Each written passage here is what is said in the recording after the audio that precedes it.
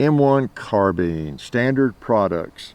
Made a bunch of them for World War II, as did several companies, right? About 9 or 10 companies made 6 million of these things, and fairly quickly. It has a, I think, a Saginaw receiver, has an Underwood barrel, has a Winchester wood stock, okay?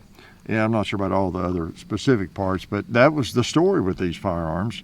I read, and when I was actually studying and researching for the inland video, I read, ran across, I guess is it Canfield? I read in his book, I ran across how, like he stated, or somebody that the Saginaw receivers were very common in the standard products firearm. In fact, I think he gave a serial number range. I think I talked about it in that video, and I went to that and looked it up and said, yeah, this is the way this one was shipped.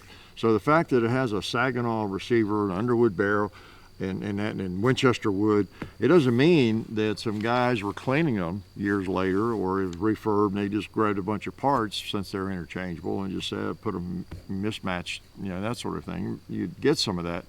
And then people restoring them, maybe they break the stock or they put a new barrel, rebarrel it, or whatever it might be. So you end up with different parts sometimes. But this is likely the way this firearm was shipped. That's the thing, because you know, everybody was making parts, and that was a cool thing about that. I won't rehash all that, but when they were geared up to make all those in the early 40s, like one company that was making them was better at making barrels, and they'd get ahead on barrels, and so they'd send barrels over to maybe Standard Products or to Inland or to you know, one of the other makers, and then vice versa. So you had IBM and whoever, and so it's very interesting to read about that. Can I shoot it?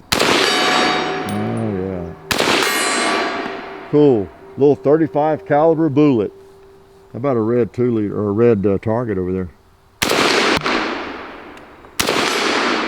It's a pretty hard.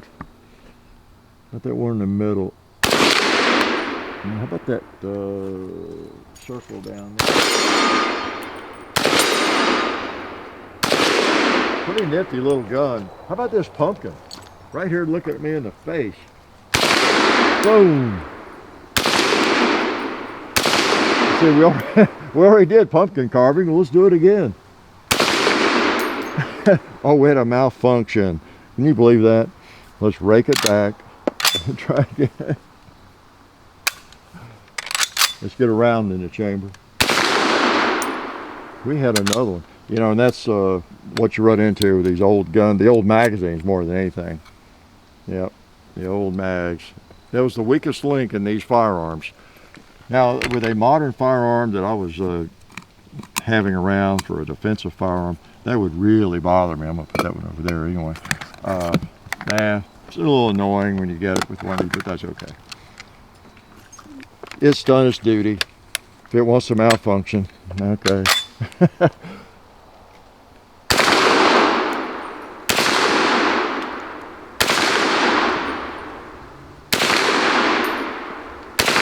All right, now we got another pumpkin. And you know what? It just so happens, as we're filming this, today is Halloween. It's October 31st, all right? I don't know when you're seeing this. Yeah, you really wouldn't want me to know when you're seeing this, would you? That'd be kind of creepy if I knew whenever you're watching our videos what day it was. But anyway, it is Halloween. So, thought we'd do a scary pumpkin. How about, how about a 2-liter? Yeah. How about miss one?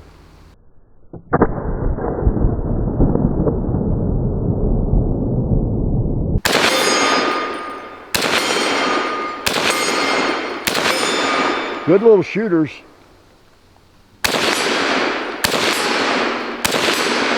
Yeah.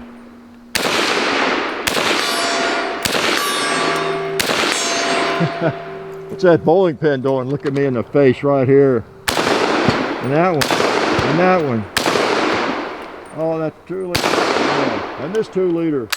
Click. Ran out. Oh. Maybe he deserves to live. Or maybe he doesn't. Maybe he doesn't. All right, we got him.